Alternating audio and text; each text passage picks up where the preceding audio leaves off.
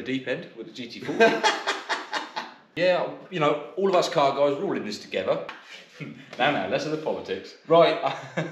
I'm gonna skip my breaks, I'm gonna make mistakes. I'm gonna skip my breaks, I'm gonna make mistakes. I'm gonna skip my breaks, I'm gonna make mistakes. Look at the beautiful stars, I wanna drive a faster car.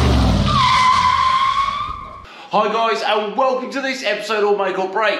Guys, first of all, I want to apologise because we have not been around as much as we would have liked to have been. You know, and people have messaged me and commented and said, hey, we love all your new videos about your adventures on the Isle of Wight and what you've been up to, but people have been wondering what's going on with the GT40. And to be honest with you, not a lot. And you know, we haven't got a lot of time. What we're in July now, and this car's going to be unveiled at Petrol Hedonism Live. And as you guys know, that's a very, very short time period for a car that's in a million pieces. And you know what? It's not just about, you know, wanting to get on this job. It's about doing it right, okay? And we've been waiting on some amazing people that have been helping us along the world. A man called Mr. Wisher has been building me some hubs, okay? And, you know, we look at these hubs and first of all, the wheel bearings are shot to pieces. You know, you just sort of, nice. You know, let it play, and you know what, Ivan did a good job. We've all agreed, and the sunshine has been well and truly shined up Ivan, because he has done a brilliant job, right? But you know what, times have moved on. People have developed and made some pretty amazing stuff that can replace what Ivan's done. And it is basically the same thing. You know, this was developed and made to hold a wheel bearing and to be functional, and it did work. Right? I've got something for you. It's a little bit more... Have you got a gift for me this time? I have got a gift for you. Normally it's the other way around. Normally he comes in once every now and then. Look at that. And he just expects me to have gifts for him. But today, he's bought me something pretty cool. Look at that. Yeah, that's a lovely little bit of kit. So this is unmachined, okay, so this is basically... Yeah, I can foresee one problem with these hubs. am I supposed to put some bolts? Because there's no bolts. And then where do I put the wheel bearing? My drive shaft is going to rattle all around there. Yeah.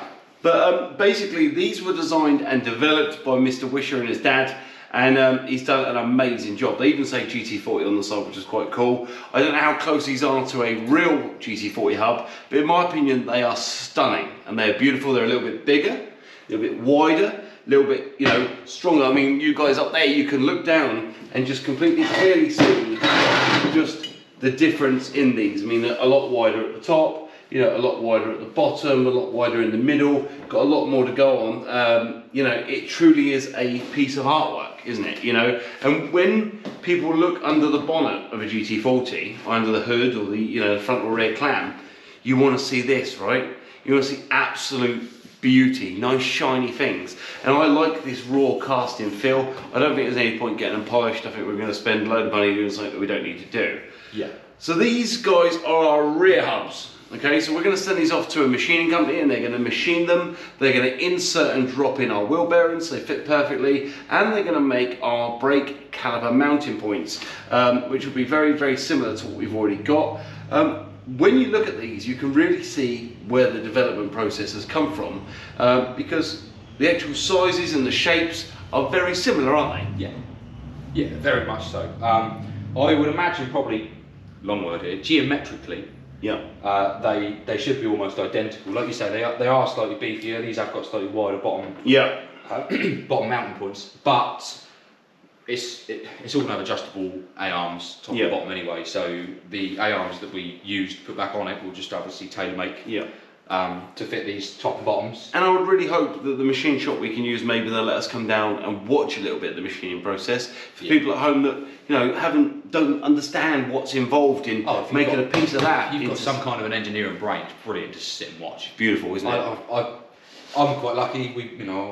I've managed to sort of get into a few places and watch a few things happen, go, you know, various machining places and places that will make car parts from scratch. And if you've got a little bit of an engineering brain, it's brilliant just to sit there and watch a lump of metal be turned into that. Turned into something like that, or a camshaft, or you know, something along those lines. Just to watch it being ground and lathed and so on and so forth until it becomes something that's usable. Yeah. That's brilliant. So these are our rear hubs. Yep. Yeah, and they're beautiful. Now look what I have. Oh, that's lovely as well, isn't it? Look at that. Once again, this is a raw casting. And by raw casting, what I'm trying to say is, you've got no holes in here for your steering knuckle. You've got no hole for your, well, you wouldn't have a drive shaft go through it, but the wheel bearing will sit in this part right here. You've got no top and lower mounting holes for your wishbones. You've got nothing. And by wishbones, let me just call you these I believe are GTD front wishbones, which I purchased. I'm not sure if we're going to use these or not. These may be up for sale soon. So this is obviously a lower wishbone, if you don't mind holding that for me, Josh. And then this part here would basically sit, you'd have a hole in there and that would sit in there. That allow you to turn your wheel left and right, okay, and then it would allow you to sort of go up and down as well. But just look at that. It's beautiful, isn't it? Yeah. It's just nice to have some brand new bits and pieces just to show them that we're going in the right direction. You know, this is it. You know, it is hard because we could have just made this car look pretty from an aesthetic point of view. We could have got it running and driving, and we could have probably made some money. The way we're going, I don't know if we're going to make any money. We also could have gone the other way around. Yeah. And we could have gone, do you know what, it's a GT40, let's just throw everything we've got at it, no expense spared. Let's buy a new chassis. But, let's buy, you know, and... But, that's not the real sort of journey of this channel, is it? No, you know, we don't, not so much Sam, this is the first sort of project that I've been a part of on screen. But the gist of what we do isn't buy an old shit box and, you know, throw loads and loads of money at it, put everything on it brand new. There's lots of channels around there doing that. We're trying to give an old, you know, an old piece of history, an old car, a bit of history, a new lease of life, but still keep some of the sort of what makes that car in it, and just give it a new lease of life. I mean, we've got a lot of usable parts, haven't we? You know, you start going through things, and you know, the thing that pains me the most is when someone goes out there, and I mean, there's some lovely people out there that are building some amazing cars, and these parts are readily available. And if there's one person I've met along my journey, the guys at Total Head Turners, they've Alex and the boss down there, whose name's Mark or Matt, I'm rubbish with names, but they have been amazing. Don't worry, Steve. And thank you, Nigel. Very helpful along the way with, you know, giving me good direction. But there is one person, okay, Andy at Tornado has been, if there's someone out there that knows something about GT40s, it's him. He lives and breathes this stuff. I send him a message at 7 o'clock at night on Facebook Messenger, right? And I go, hey mate, trying to do some bits and pieces, let me know. Thinking that he's going to message me back the next day. Ping, I'll get a message back straight away. He's just sat there. He lives and breathes GT40s. And guys, if you get the chance, go onto his website and just look through some of his previous builds and look through his stock list, because some of his stuff on there, like, is really well priced. And I could have bought a lovely set of these hubs off him, his own developed ones that he's made, but I want to show people a process, okay? We could buy stuff off the shelf, but isn't it nice to be able to buy these raw castings and play with them? Like, that, for me, that's exciting. Yeah. And also, they can sort of somewhat be tailor-made to how we want. 100%. Like, if we decide now that the wheel bearings that we want to put in the front, if we decide that because of the way we're going to do the suspension setup, we want some slightly bigger, slightly beefier wheel bearings, we can do that. We can go and we can have a look. We can say, right, okay, so we want some twin roller taper bearings, and we want them at 68mm. You know, a lot of the other cars had 60 mils. We're going to go 68mm. We can do that now. You know, we can tailor make these brakes. If we decide that we want to go for 6-pot front calipers, we can make. We can now machine these bolt holes on our actual caliper itself. To fit a set of 6-pot calipers. 100%. We can work with a machine shop. Yeah. You know, we can tailor make these hubs now to be something, to be as far out mad or as sensible and sort of easy as road going as we can sort of make do with. So that's the kind of what I was trying to get at. You know, yes, fair enough. We could have gone to a lot of these engineering companies and people like Tornado, and we could have just pumped thousands of pounds into which some people do, and there's nothing wrong with doing that. There's nothing wrong with that at all. But we've got the opportunity here. We've got the perfect car for it. It was all there, it was running and driving, but it just could do with updating and a few bits and pieces doing. We can now put our own stamp on it, and we can give this car a new story. And this will always be known as the Josh Wigley and Sam Hard Up Garage GT40. The Hard Up 40. That's it. Or the shitty 40. Let's hope we say hard up, not shitty. But you know what? I loved your comments. I love how some people are like, oh, you can't do that because you're going to change the direction of it. This is my car, all right, guys. And one thing I do want to nail home, and we're going to please reply to me in the comments below, because I'll reply to every single comment. If I don't reply, I give it a like or a, a little heart sign, because for me, you put in a comment and it goes, love it, Sam, and I put a heart and a tick. That means it's brilliant. There's no point in me replying to it. I've appreciated your comment. But this car, my vision for it, okay, is Mark III GT40 was a road car, yeah? So I want it to look interior-wise and exterior-wise as a road car, yeah?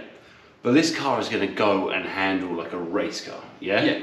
It's going to, honestly, when you open the door, you go, oh, this is a really nice road car. Cool, well this will be contending with all the Mark 1 and Mark 2 actual fully tuned race cars. And although it will look very pretty and delicate and beautiful and sleek, it is going to handle, like, we hope, Boris Johnson's cabinet selection, which are running away at the minute. No, less of the politics. Right. So yeah, that's where we are. A lot of the episodes coming up now. We're going to start getting some hardware back and getting some of the new bits and pieces that we've had made or we've got ordered up. They're all going to start arriving in the coming sort of days and weeks. Yeah. So the next few episodes, we're going to have a few new bits and pieces coming. We're going to get, hopefully, we're going to get new front end, new diff. We've got new uprights. We've got arms. Whether we use them or not is irrelevant. We should have, hopefully, the engine coming back from the machine shop fairly soon. 100%, yeah.